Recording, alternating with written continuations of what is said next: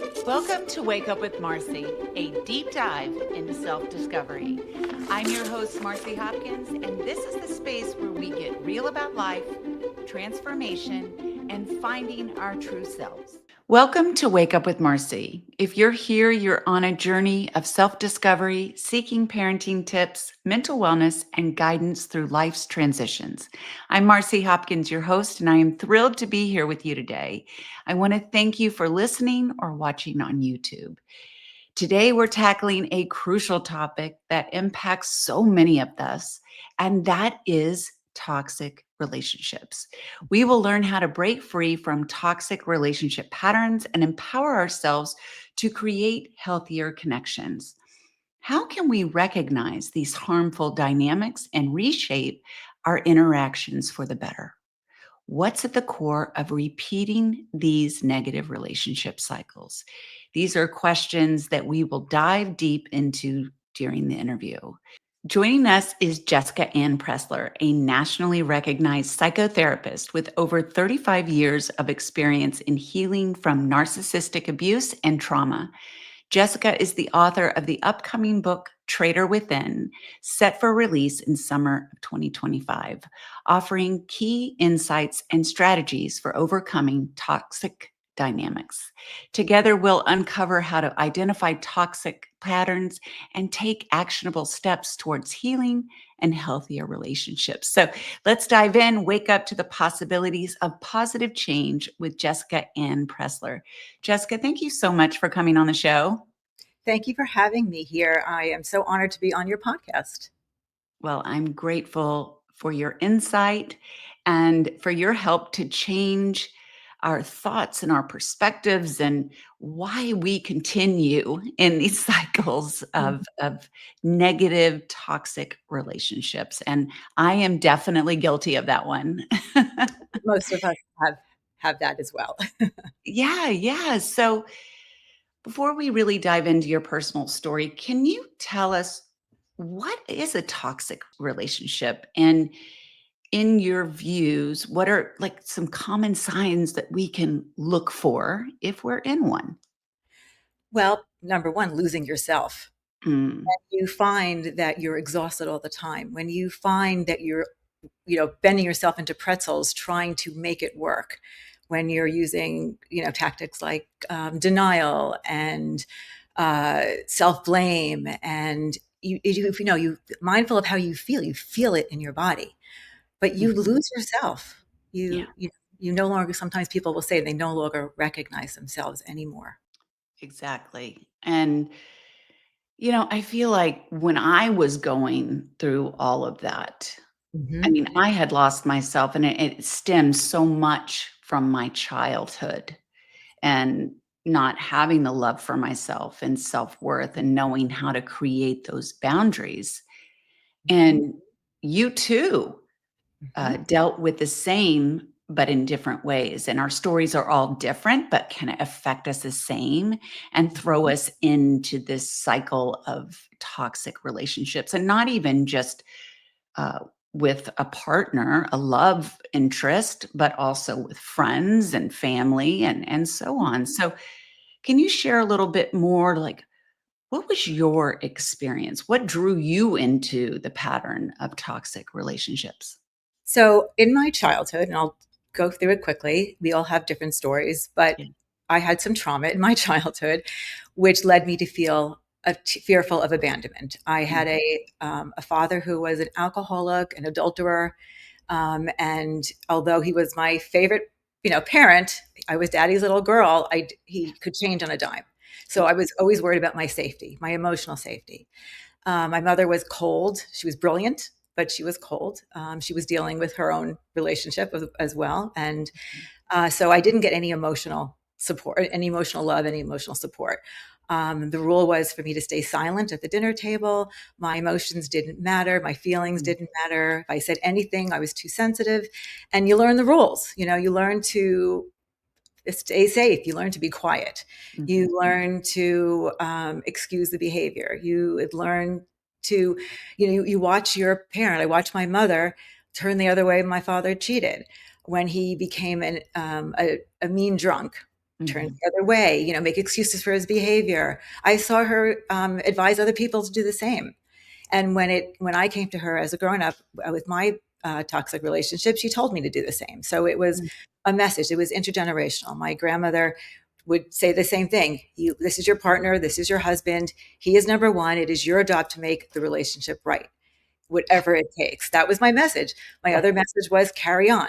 Whatever is happening, you pull up your bootstraps and you carry on.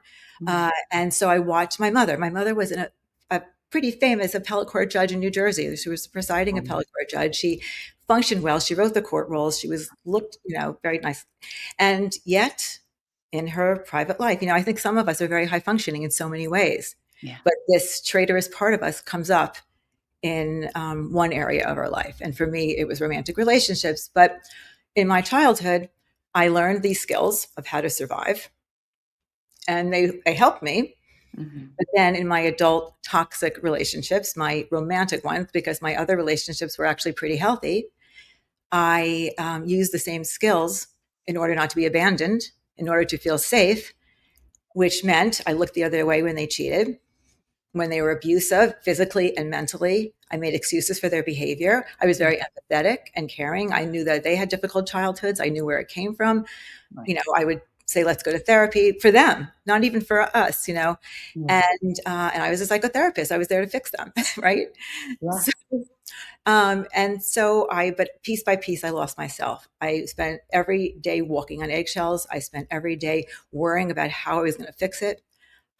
Nothing worked, but it was never going to work because you can't Yeah. change the person. You can just change yourself, right? 100%. Yep. But I stayed years and years and years. And then I didn't do the work in between. I didn't grieve. I didn't learn. I went from one relationship to the other since I was 15 until I was 50. Now, I did the same thing, but that's because I was so afraid of being alone. Hmm. And I just wanted to be loved Yeah. because I too, one of the things that I had dealt with for so long was abandonment. Yes. So you would just do anything to be loved. Anything. Right. And I did anything to be loved. I think it was similar, and not to be abandoned. And Mhm. if someone gave me the silent treatment, it was devastating. Mm. This tells you how far I was. So I was in a relationship, and he was very passive aggressive, and he would do things like the silent treatment, or he would promise to take me on a trip and then take it away and then give it back, and it would be ongoing. But Mhm. when there was a point where and I'm sorry out there because I don't think this is okay, but Yeah. I actually remember being in therapy and with him and saying, I'd rather you hit me Ah, than actually, because at least you were connecting with there's me. an Because emotion there. There's something happening. Yeah. it was so punishing to be to not pick up the phone, and I wasn't, we do get, I mean, I can't speak for you, I did get crazy at points because they Yeah. push, but even when I wasn't, he wasn't picking up the phone, so that was much worse to me than I would have rather gotten hit. Again, I know So, it's not healthy, but yeah, it's felt. exactly, like, the idea that we would even think that, right? And so I know someone recently, and they just gone through a breakup, and she's not even really sure why, but one of the things that she shared with me, and I think a lot of people deal with this, Mhm. is there is the constant threat if there's a fight or, any disruption, "I'm leaving you. Yeah, I'm terrifying. leaving you." Yeah.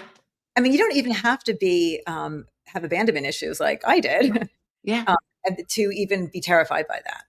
And then you're always worrying about if you say the wrong thing or do the wrong thing. Now, I did that in my childhood too. Let me just explain one thing. When I was adopted, but I wasn't told I was adopted till I was almost 10 years old, and Mhm. I was told, and I was that if that I they were that they could have always sent me back. They said it to me at 9 years old. Yeah. I mean, I think my mother was trying to say, "We didn't send you back, Yeah. here," but all I heard was, "We could have sent you back." Mhm. So that set me up, right? And everything else that was happening as well. So, yes, if you have the threat over your head that Yeah. the person's gonna walk away, and again, you don't even have to have abandonment issues as a child. It's Exactly. scary. That's It's just toxic relationship, right? I mean, we're allowing this behavior, and it's so interesting that Well, I think it has so much to do with loving yourself, right? Because you're not creating the boundaries, you don't know how to do it, you don't know your own self-worth, and that so much stems from your past, any sort of trauma that you've gone through. Most times you don't feel that you are worthy or Yes. that you can stand up for yourself and in a kind way, right? You're setting your boundaries. You're not trying to be an ass to anyone, but Mhm. and you get more respect when you do that. Mhm. Um, so for you, when did you start diving in and having this discovery of yourself like, wow, something is going on here and I got to start working on myself because I've had multiple failed relationships Mhm. and something's got to change. And like you just said, the only thing we can change is ourselves. So, Right. how did you start to change the thought process for yourself and identify that this was happening? So here I am, a psychotherapist. I'm Hmm. trained helping other people get out of toxic relationships. I'm helping other people make relationships healthy. And because I was going from one to the other, I never did the work myself. If anything, I would say, I'm a psychotherapist, my friends are psychotherapists, it'll be fine. And it wasn't because I Yeah. never did the work. So at 50 years old, and the end of my third marriage, I knew I was going to move to California. And so I had about 2 years where I was going to move. So I was not going to get into a relationship. So I made myself not, for the right reasons necessarily, but I made myself work. So I actually then started to do a dive and I started to really remove myself, step back a little bit. That's what you do when you in between, at the end of a relationship. What you should do is step back and Mhm. observe yourself in the relationship. And what I figured out was that my part was and I used to make comments and I should have listened to myself that anyone healthy never would have stayed more than a month in this. Yeah. Anyone healthy would have. So I knew, but I didn't go there like what I was doing. So I had to step back. And what I discovered was that I had a part of my personality, a part of me that was so terrified of abandonment that I would do anything to not feel that feeling of abandonment. But in Mhm. doing so, and since my focus was just not to be abandoned, I didn't realize I didn't or put importance to the abuse Right. because I was so hyper focused on the abandonment that like I said, beat me up, Mhm. don't Yeah. abandon me, hit Yeah. me. I don't Yeah. care. Hit me. Just don't make me feel abandoned. So so then I started realizing, okay, that's not good. That's let's figure out what it is. And what I came up with was in my childhood, I was terrified of abandonment. I had these coping skills. I watched my mother act the way she did with my grandmother. I watched my grandmother tell me how to act in relationships and look the other way and all that. I had my aunt do the same thing. They're my primary, female figures in my life Yeah. who I adored. And even when I was adult and started to fight up against it a little bit, they actually verbally said to me, I mean, I can tell you so many stories in this book. You'll see one story after another where I know that people reading the book will be like, yeah, don't you see what's happening? Stop it. You can stop this, get out of this. But no, I didn't. Yeah. So I discovered that part of me. And then I realized that if it's happening to me, then this is a universal concept that Mhm. other people too, because I'm always the believer. I know some therapists don't believe this, but I've always believed that you have to look in your childhood, that Yeah. you that overlooking your childhood. I know in crisis management, in crisis therapy, you may not have the time to do it. It's like 6 weeks where you're dealing with, but your coping skills, your trauma, it's all vital. And Mhm. I know it's hard and I know it's painful, but I think it's necessary to do Mm. that work Yeah. and to do it, with a therapist or with someone if, because it could be painful because you Right. peel layers, but you have to do that work. And once I acknowledged that I had a traitor within, I called it a traitor within because it was initially my friend. Like I thought it was helping me, Yeah. had good intentions. It was to keep me not being abandoned. But in the end, it caused me to abandon myself. So I thought this was universal. Thus, I started writing a book. Mm. And Mhm. felt it started off being more of an academic book, and I changed it into being a novel. I have two books coming out, but this is one. And it's just told in story because I think it's really important to tell people in story. And so Yeah. it's kind of a self help book, but you don't know it's a self help book. You Oh, read I it, love and that. then you can identify yourself through it. And Yeah. you can do, and then you can take my journal and go through the prompts and figure, and then heal. I think that's wonderful, and we'll dive just a little bit more into that a little bit later. So, one of the hardest things to do is look at ourselves Mhm. because it's really easy to blame the other person. And I lived in such a role of a victim Mhm. because there was sexual abuse and there was the abandonment and there were alcoholic parents and there was physical abuse, so there was a lot. There was a lot there. And so through my relationships, I always felt the victim. Mhm. And for me, you're talking about coping mechanisms, right? I mean, Mhm. we're always trying to fill the void with something, and mine was work, and it was a lot of wine, Mhm. and so I had to stop drinking for me Mhm. to start recognizing that Mhm. I was playing this victim, and when you play the victim, you're always blaming someone else. So Mhm. I think it's one of the hardest things to do to start looking at yourself and Mhm. give yourself the time to do the work and the self-reflection. So if somebody is like knee deep in this, Mhm. and I'm not saying that the behavior from the other person is right, but if we remove ourselves and we start looking at our own patterns and ways that we're coping, like how can we look at ourselves and be okay with that so we can start to create the change and not be the victim anymore? Well, the first thing that it should be noted is that it's empowering to look at Mm, yourself because you can mm. make change.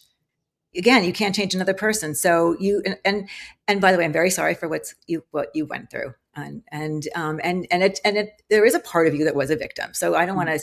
to, it's we Yeah, are complex. The right. relationships are complex. So you are a victim of what you were a victim of. But you also have to know there's a part of you that, and to empower you, there's a part of you that can make change for yourself. Right. It's not so simple. It's not one or the other. No. And, No. and so it's to know that when you do this work, that you are empowering yourself to actually make changes in your life for your future. You're not Mhm. defined by your past. It's part of you, and you need to learn from it. But you're not. That's not all of you. Right. And I always say, because I was writing a book, that the next chapter, you take your pen and you write the next chapter and the next chapter and the next chapter. Don't let someone else do it for you. Well, So are there steps that you can do? I mean, you're talking about that. Can we journal? What can we do? okay, so um, I believe that you figure out what triggers you.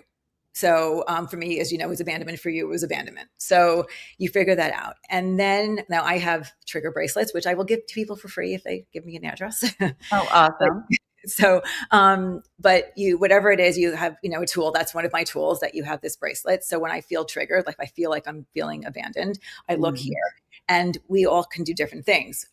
We can do breathing exercises, we can do grounding exercises. It's very personal what we do. I Yeah. do have a journal. Mhm. It's a slower way of discovering ourself. It's of self discovery in the end. But you can do my journal. You can do other people's journals. Mine has prompts. Other people, writing things down, I think, are key because we talked a little bit about it before. I needed to remove myself in order to see what I was doing. So what I I see. love about journaling, and you said you need to get the alcohol gone, to be able Mm. to open your, you needed to, I was addicted to making a relationship work. I was addicted to love. I was addicted to, I had my addictions. Yeah. It just wasn't alcohol. It was that. And so I had to get away from it in Mhm. order to see clearly. So once you can, if you write things, I think journaling is wonderful. If you can physically or telling or talking about it, it doesn't have to be a verbal journal. You're telling someone. You are maybe that's, and you can tell me. I don't know if it's true in the 12-step program, but I think verbally getting it out, it becomes, or telling people through pen, and you look at it, and you can be. I think you need that space. You need to be mindful of how you feel, and you need to take the time. If it's in a relationship that or you're sabotaging your work environment, whatever it is, you need to get away from it Mhm. in order to see things clearly. So I think journaling is wonderful, either just to write things down or to follow prompts to start Well, the process. I love that. And then, I mean, to to be vulnerable, right? So we put up these walls around ourselves to protect Yes, ourselves. we do. And we feel weak if maybe we think that we're being vulnerable or asking for help. How can we navigate those feelings? So acknowledge them, and it's understandable. What I love about social media, and I had things I don't love about social media, but what I love about social media is that there are people who and are telling people what they're going through. Yeah. There are people that are sharing their stories. I think stories are so important for the sharer and the people that are listening to it, because they know they're not alone and that they're worthy, and that and people are community compassionate. That's why I do what I do. I probably what you do what you do. It's the community. It's how we help each other. Mhm. On social media, I love when people are like sports stars and movie stars, when they talk about their vulnerability, takes away the shame, because there's a lot of shame. Yeah. For me, there was. I can't speak for everyone else, but I think for many people, and stigma. And I think and that's the positive of social media. It's getting rid of that.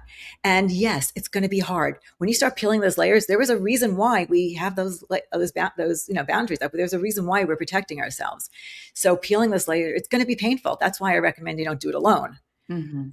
And even my journal, I recommend that people do it with a therapist or someone else by their side, because it will be painful and you become vulnerable. Nothing's worse, I can say, as a therapist, than opening up someone's wound and then saying, okay, I'll see you next week. It's terrible. So and sometimes I don't usually let people go. I don't, but sometimes people don't say anything until the end. And so, because they wait. And then, but it's painful. It's a difficult journey, which is why, people don't love going to therapy Right. sometimes. Right. But you have to know that you can take 2 steps forward, 5 steps back, and go 7 steps forward. It isn't Mm. necessarily a linear thing, and I talk about this when I do grief with people, because I'm also a hospice social worker. So, it's a process, and it's a painful process, but I want people to know that if you can come out the other side, it's wonderful. Yeah. Someone had asked me what recovery is for me. And recovery for me is getting rid of this defense mechanisms, is getting rid of all the barriers, and I know this is like one of those words, but I throw them out. It's being my authentic self. Yeah. Because when I was in my other relationships, I wasn't able to be me, and to be in a place where I could just be me and be comfortable and not so consumed and worried about the relationship, or consumed whatever it is that you're consumed and worried about, to be able to just be. It's amazing. Right. So people can work through the stuff, Mhm. then you can just be Yeah. and You enjoy can life. just be. And just to think, when you're in those relationships, you are living in that fight or flight. You are under anxiety and stress all the time, and depression, and you're just you are never in a place of peace. It's And I, like my book, Chaos, right? I was in chaos all the yes. time, right? And you get And physically ill. It's not just, it's not just mentally, of course, but physically too. It right. plays your whole being. I mean, you can be sick from this, like, right? You can be dealing with health Yeah, issues I did. and you're making yourself sick. Yeah. Yeah. Yeah. Yeah. So Yes. share with us about that. So it was so interesting, and because sometimes it's easier to explain to people when you have proof. And what I mean by that is, so I had various different illnesses in this my most recent not the marriage I'm in now, which is a good one, in a previous one, where I even developed allergies. I mean, I went to an allergist. It was allergic to shellfish. This is one of the ailments. And I was tested. So I have proof. I was tested I had an allergic reaction. I went to an allergist for every year I was tested. And when my relationship dissolved, I no longer had the allergies. Literally, I was tested and it was gone.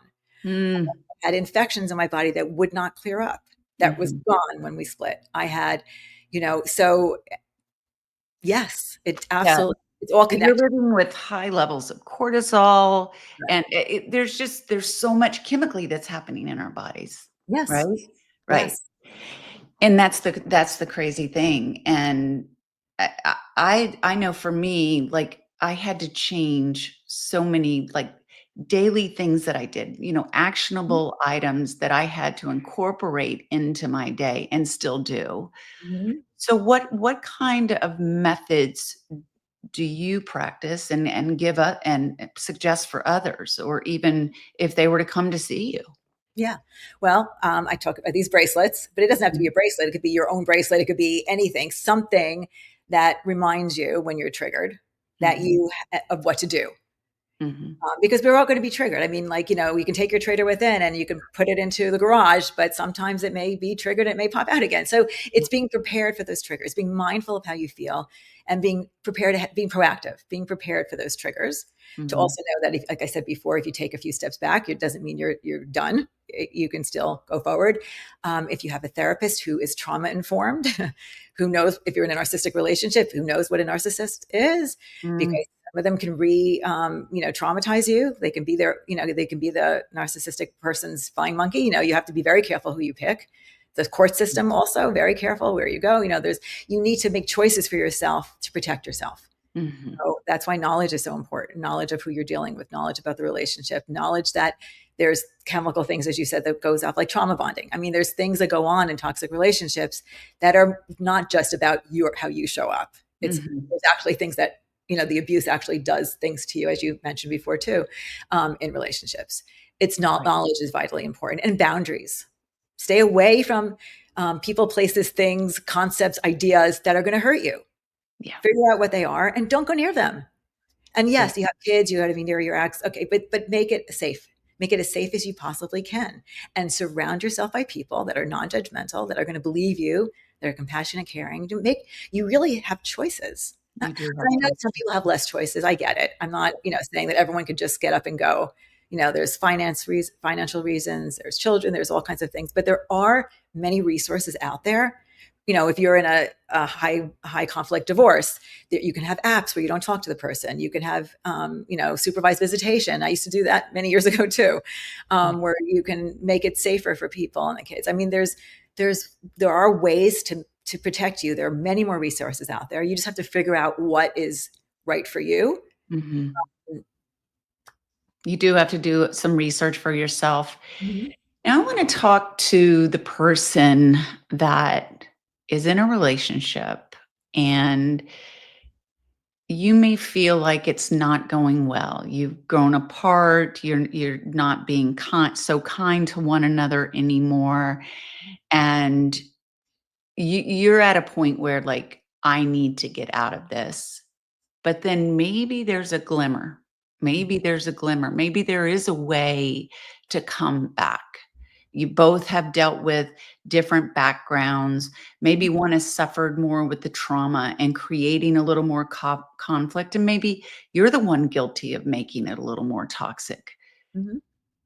How can two people Mhm. that maybe want to work it out, like what would you say to that person? So when I've done couple work, and one of my favorite ways of helping couples who aren't you're not dealing with someone who's abusive. This is when you're Right. dealing This is when you're dealing with two, is something called imago therapy.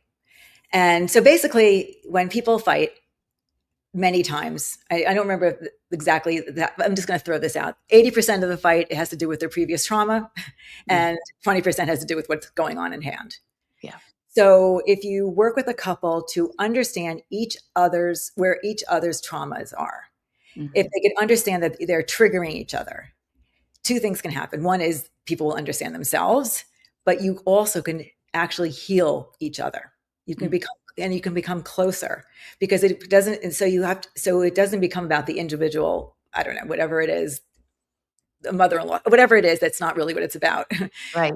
It's an understanding. You look at the person differently. You don't just look at them as someone who's yelling at you about X, Y, and Z. You look at them as being this child who was yelled at by their father and telling them they're worthless. And so when you said to them something similar to "you're worthless" in a fight, it brought out that part, and so they got very defensive and very angry. And so I think that's an excellent therapy. I also Mhm. think we do things like I statements.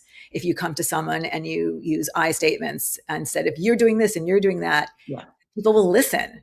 Yeah. You create an atmosphere, or either as a therapist with a couple, or when you're talking to your partner, an atmosphere where the person's going to want to talk to you, because we all we can say things to make people not want to open up. We can Well, we they can go on the defense right away. course. depending on your tone, the words you're using, and even the scenario, which is what you're talking about, Yeah. finding the right place to to Yes.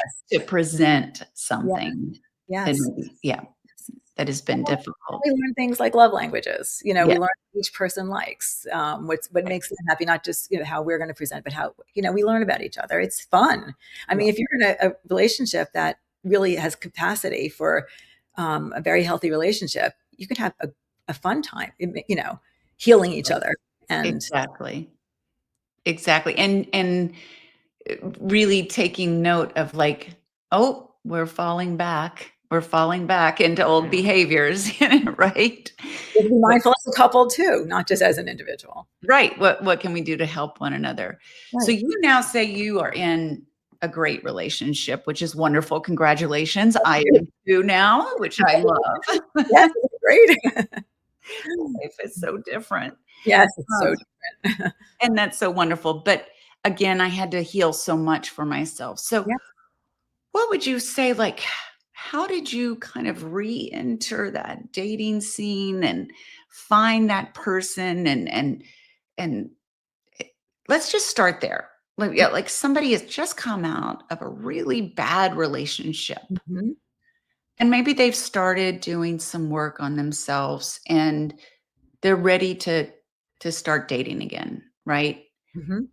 How can they start pursuing that and making themselves the priority Mhm. as they begin starting to date again. Well, first of all, make sure that the person doesn't enough time of work, not Mm. just 2 months, and they put some boundaries up, and because I think there's a grieving process that Mhm.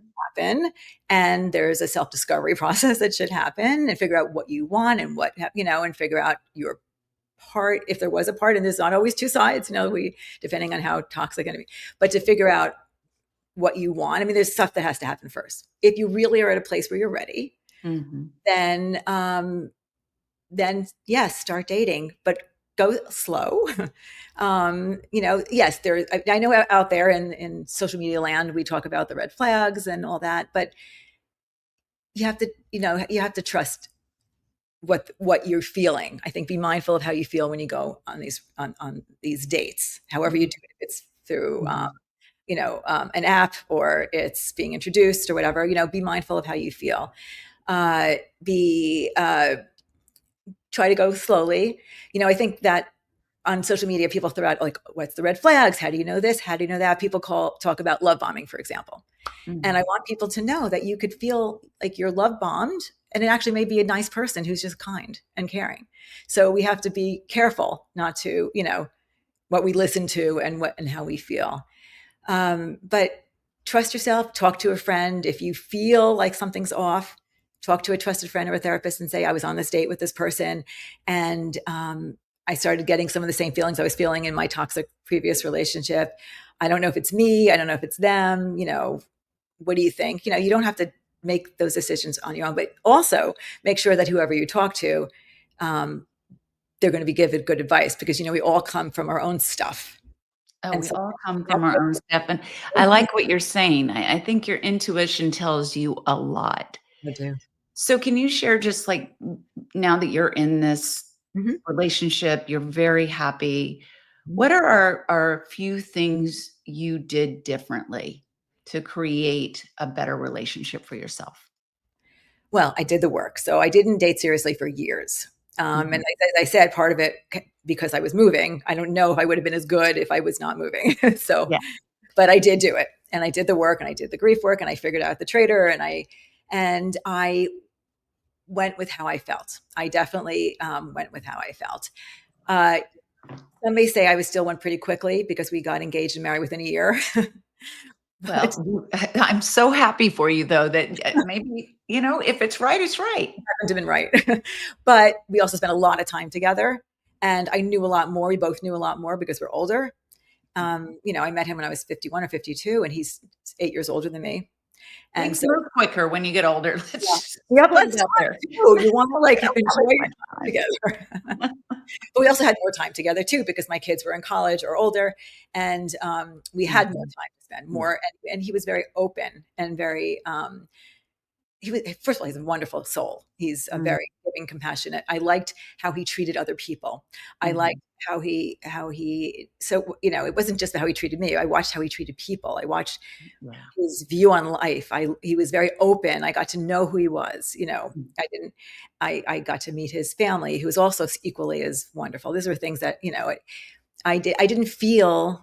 And there were bumps in the beginning. There's you do two separate people in a relationship. I'm not saying everything went perfectly smoothly. Now we're at a very smooth place, yeah. but um, I trusted my intuition. And I had people who around me said, "Wait a second, you don't need to go so quickly. Why are you getting married again? You've been married 3 times. Why do you want to get married the fourth?" And so I went with my intuition, not necessarily their advice, but now they look back and it was obviously the right thing. Right. But Right. again, what you said too, how you feel and knowledge. I was wiser.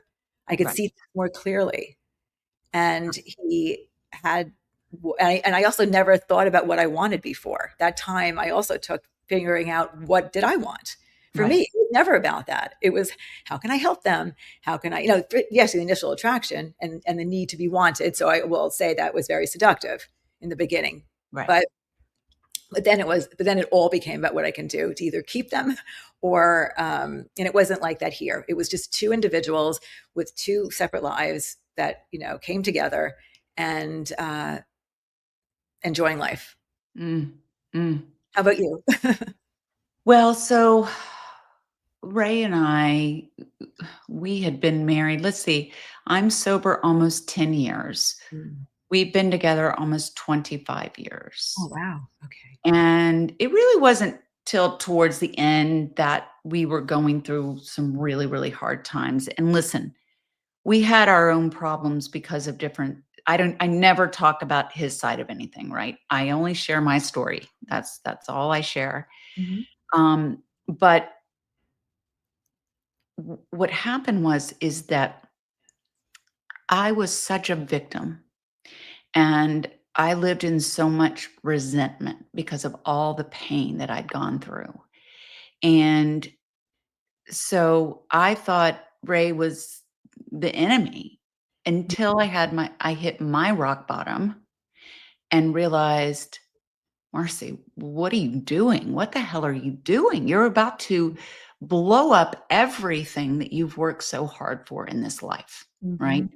To give myself a beautiful life. Hmm. And when I went to my husband and I told him I was vulnerable, which was not easy for me, Hmm. I said, I need help and I'm an alcoholic. Hmm. And he ended up embracing me. Oh, And I felt love from him for the my first puppies. time. Like the love I'd always been looking for all my life was right there, They're right in front of you. Yeah. right in front of me. But Mm. I just had to, take down the walls. And I just finally did. And Yes. yeah. And so that those walls that you think are survival and have Hmm. kept you safe all those years, they also contribute to a very volatile life in a Yes. lot of ways. That's right. Yeah. That's right. And vulnerability, I have learned, is Hmm. one of the strongest things that you can do. You are showing pure strength in Hmm. vulnerability. And and we may think we don't have anyone around us that wants to help us, or we think that we can't ask. They Hmm. are just waiting for you to ask, Right. That's true. right? Right. And I tell you what, once I did that, it was like the weight of the world came off my shoulders, Oh. and I feel like you in the moment that you decided I'm working on myself. I'm making changes in myself and Mhm. in my life. I am ready. I'm Mhm. ready to do the work. And Yes. that's the thing about all of this. Mhm. You have to be ready. Yes. You have to do the work and you That's have to take the action. right. That's true. Because you have to be dedicated to it. Yes, and it is daily, but Mhm. like you said, I mean, when you get to the other side of it, Mhm. I mean, life is beyond anything I thought it could ever be. Right. And there's a spiritual aspect to it. It's just, Huge. you're just connected to the world. You're just, yeah, to You everything. lead with love. You're seeking love. You want to be loved, right? We're in these toxic relationships, but we really, at the end of the day, all we want to be is loved. Right. But we got to find the love for ourselves and then lead in life with love. And, you know, for me, God and spirituality is a huge part of my life. And I connect with my higher power every day.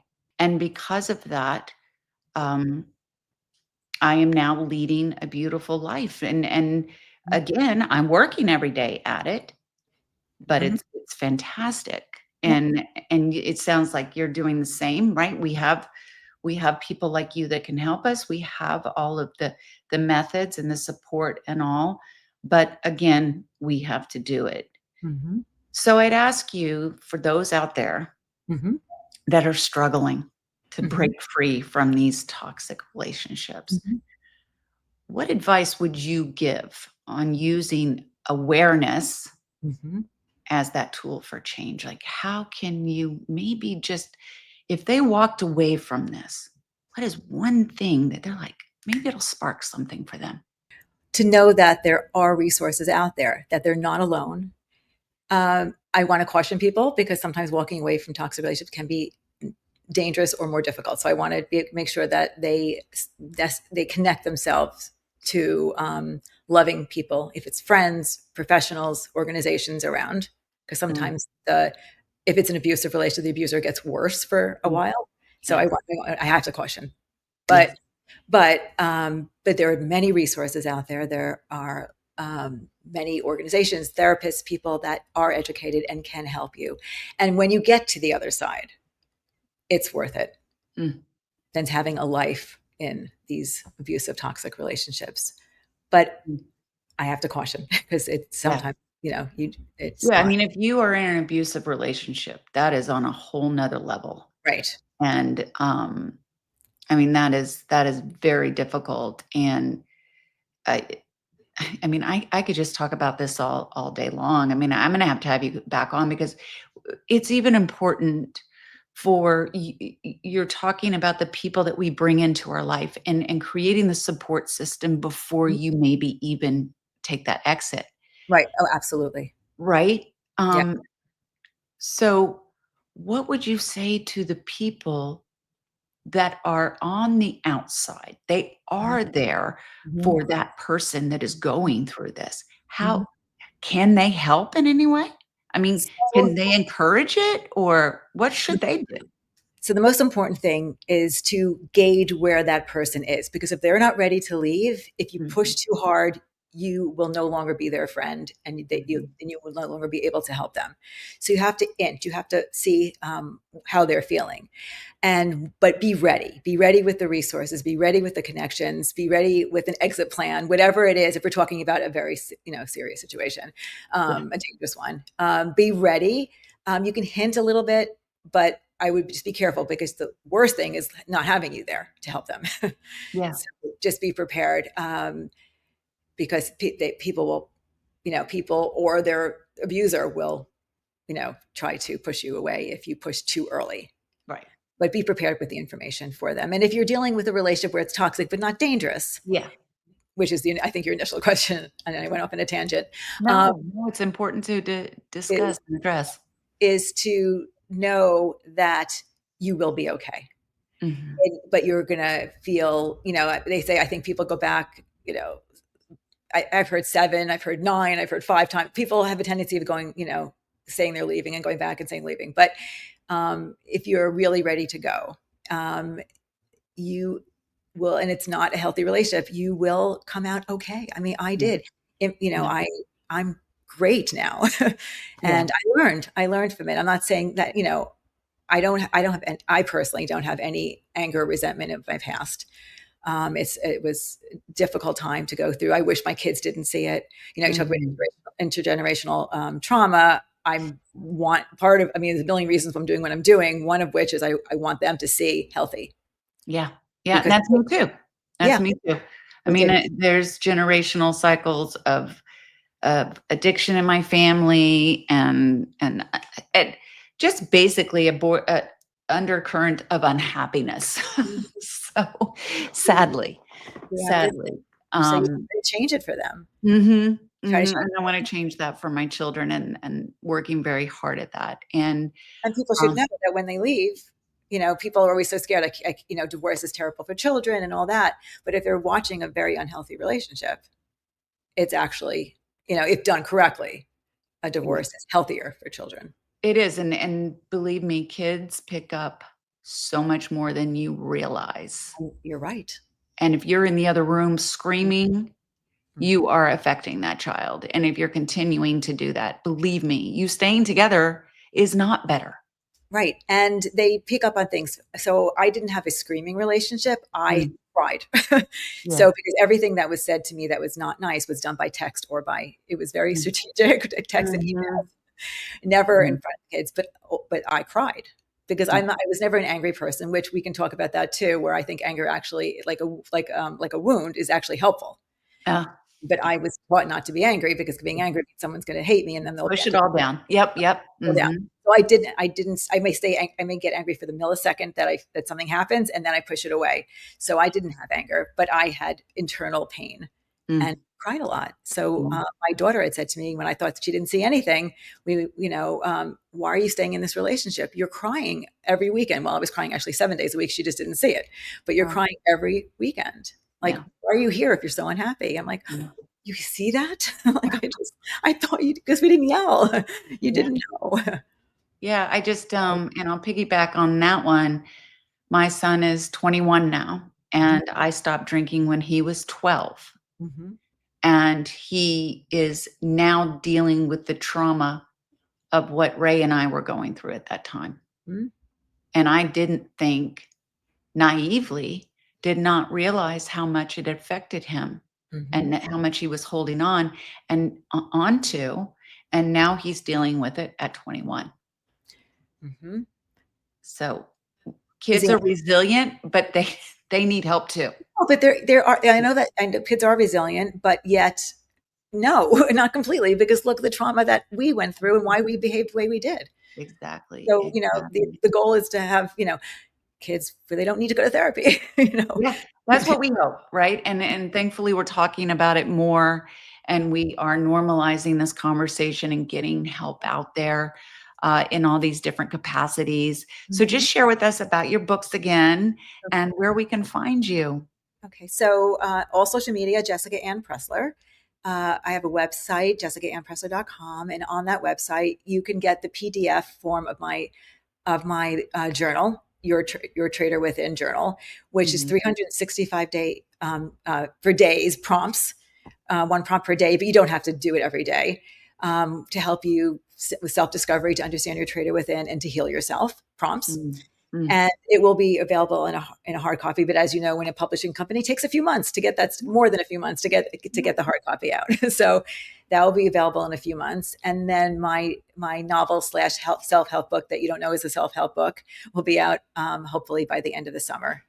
That's fantastic. I'm so happy for you Yeah. and just grateful that you have taken the time to help us because God, I can't even imagine the numbers of the people that are in difficult relationships Yes. and just at a loss and maybe not even recognizing it, right? They're just dealing with it because they don't want to be alone. And so what's one last thing that you would say to someone so they can wake up to to a better life?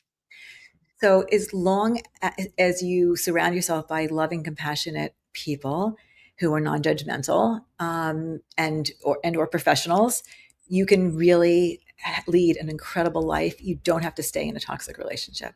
There is help out there. There's resources out there, and you're not you don't you, no one is stuck. Yeah, no one is stuck. I love that. I love that. Thank you again, Jessica. You for everything.